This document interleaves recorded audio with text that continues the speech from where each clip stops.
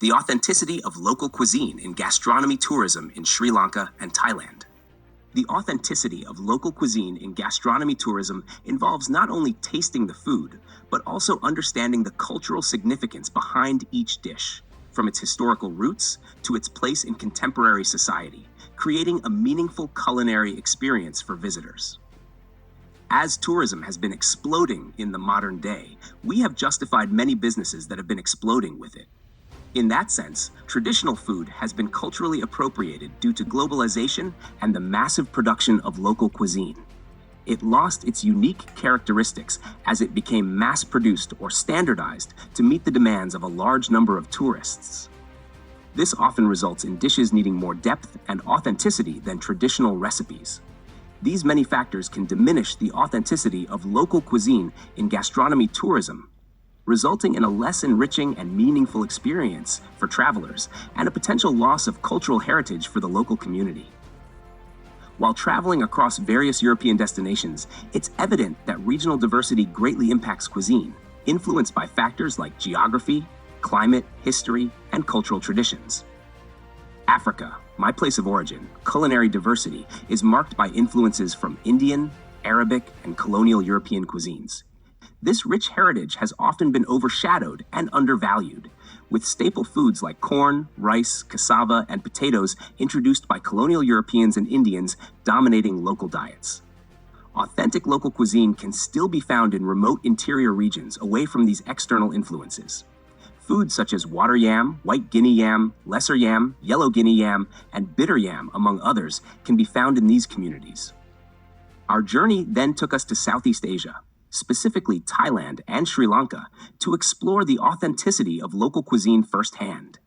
Food culture in both Thailand and Sri Lanka revolves around main ingredients like coconuts, rice, spices, and seafood.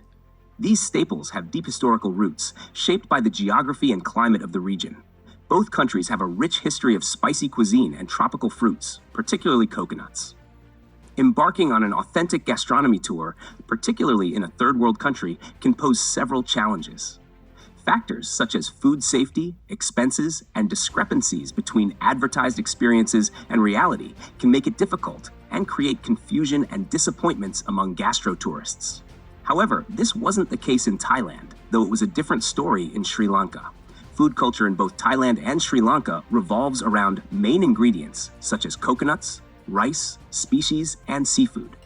These staples have deep historical roots, spanning centuries, which makes it easy to recognize the authenticity of many dishes in both countries based on the geography and climate that shaped the food culture. These two countries boast a rich history of spicy cuisine, and being tropical regions, they offer several fruits, including an abundance of coconuts. In Thailand, the practice of using monkeys to harvest coconuts is commonplace, with men guiding these trained monkeys. They even have schools specifically dedicated to training these monkeys for coconut harvesting. The sun-dried fish I tried in Sri Lanka, along the river banks in an open place, was a culture shock for most of us. The barrier of food safety was challenging, but we chose to trust and respect the food culture of the area. Despite the presence of cats, birds, and other insects we noticed around, the sun-dried fish in Sri Lanka was incredibly tasty. This experience truly highlighted the authenticity of the food culture in the country during our gastronomy tour. In addition to fish, which was sun-dried on the riverbanks, it was also salted and left for some time for osmosis to occur. This process was conducted by the women, who then laid the fish out to expose it to the sun. Here, we observed the justified division of labor among fishing activities. Men would fish, while women would handle the cutting and salting of the fish. Agriculture as cornerstone of food culture. In Thailand, we observed a unique connection between agricultural practices and spiritual beliefs. We met a 65-year-old rice noodle producer who shared that before each harvest, she prayed to the rice god for a better yield.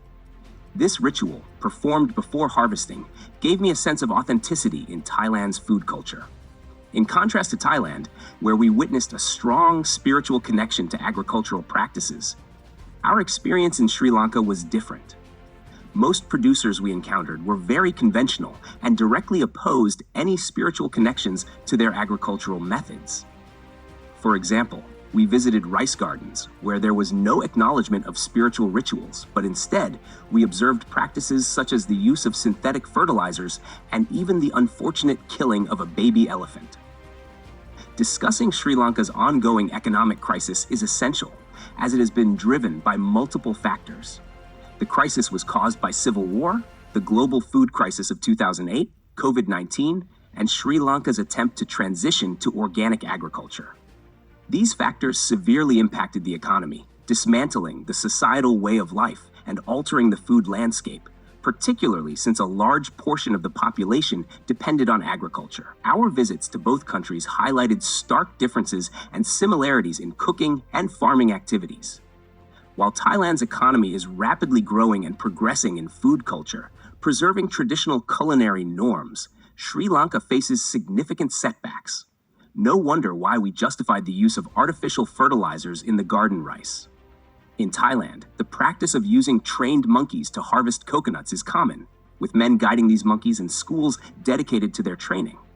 Women also play a significant role in the coconut industry, making cosmetics and extracting coconut milk, illustrating a clear division of labor. Additionally, men adept at climbing tall trees collect coconut syrup, and both men and women are involved in producing coconut sugar. This division of labor enriches the complexity of local cuisine in both Thailand and Sri Lanka. The mindset of the local people in Sri Lanka towards tourists was another notable experience. Many locals, especially the youth, frequently asked for money and requested to be photographed, which reflected their excitement and fascination.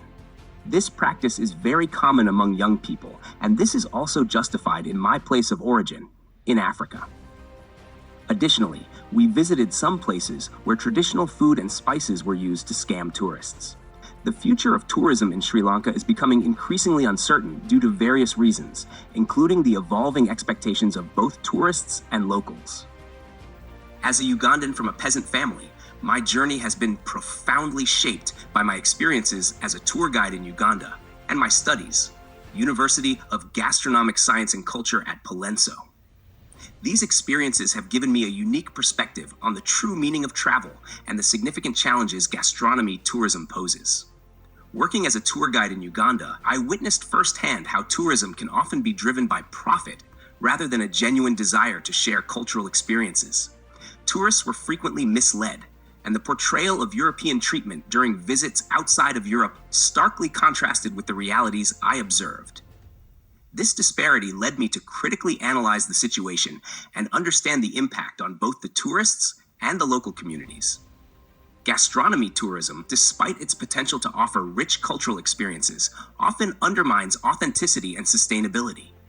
The standardization of food and creation of tourist-centric menus dilute the true essence of local cuisine. Staged events and controlled environments result in superficial cultural experiences, far removed from genuine local life. Economically, the commercialization and exploitation of local traditions, along with the displacement of residents, disrupt community cohesion and threaten cultural integrity. The strain on local ecosystems due to resource overuse and pollution further exacerbates the negative impacts.